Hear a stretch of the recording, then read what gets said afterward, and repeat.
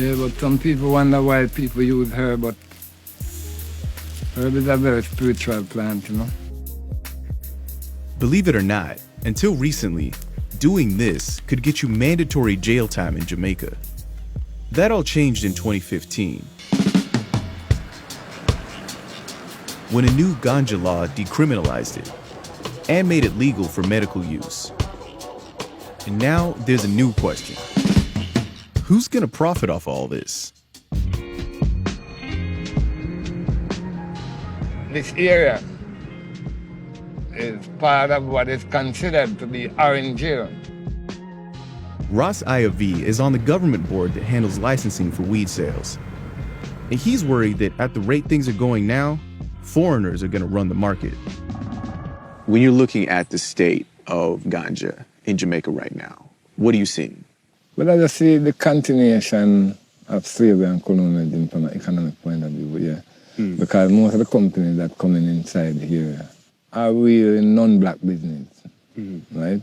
So my thing is for our people to own, right? To own a part of this industry. Do you think this is something realistic that you can accomplish? Yeah, right? But we have to be prepared to fight for it.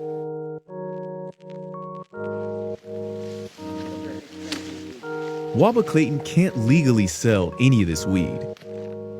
He wants to go legit, so he applied for a license months ago. But the board hasn't approved it yet.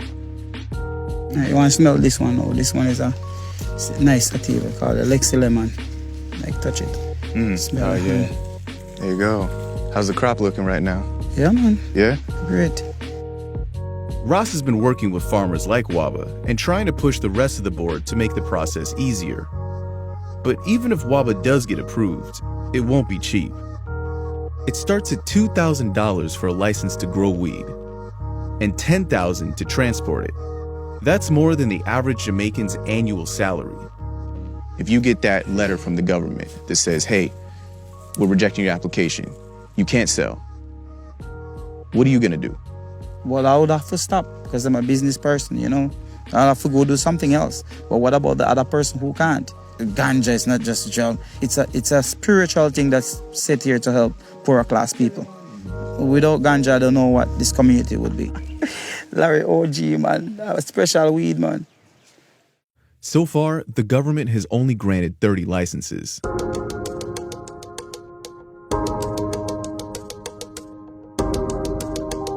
One of them went to a Canadian company called Global Canna Labs, which is run by this guy.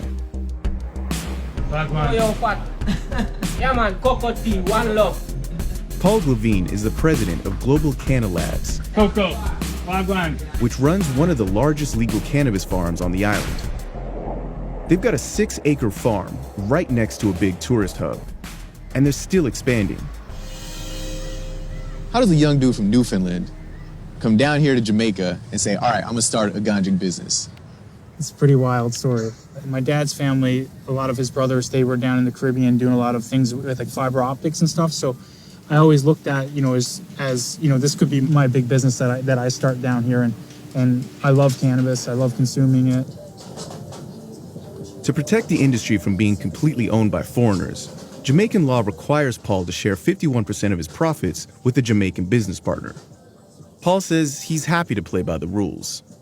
Well, I think for myself personally, like I've sort of embedded myself into the lifestyle and culture here, and I live here. So it's not like I'm coming in from, you know, a foreign country, putting money in, taking it, sucking everything out and leaving today.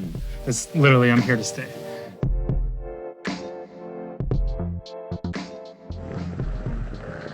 If there's anyone who can keep Jamaican weed Jamaican, it's probably Bali Vaswani.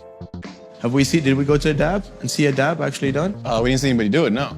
So I think we should see a dab. Oh, let's do it. Bali Vaswani is a third-generation Jamaican. He comes from a family of successful bankers, and he got the first license to sell in Jamaica. This would be a great feeling. If I didn't have work to do, this is where I would be. Bali studied the weed industry in Denver, Colorado, and it shows. His store carries every weed product imaginable, and he's his own supplier. He grows the weed on a 17-acre farm next door. But he's not ruling out taking foreign investment. think it should be Jamaica owned if it's in Jamaica, but I have no objection to having good partners built into it. But I mean, Good partners in terms of foreign partners. yeah, foreign partners for sure. I think there's a lot of expertise out there. Is there room for the small independent farmer who, until this point, has had difficulty getting those licenses? They need to get organized now because the industry is moving every single day, and there's always a place for them. In my model, I fit them into my model. So this is kind of, all the little guys right now are kind of hoping that you don't sell out.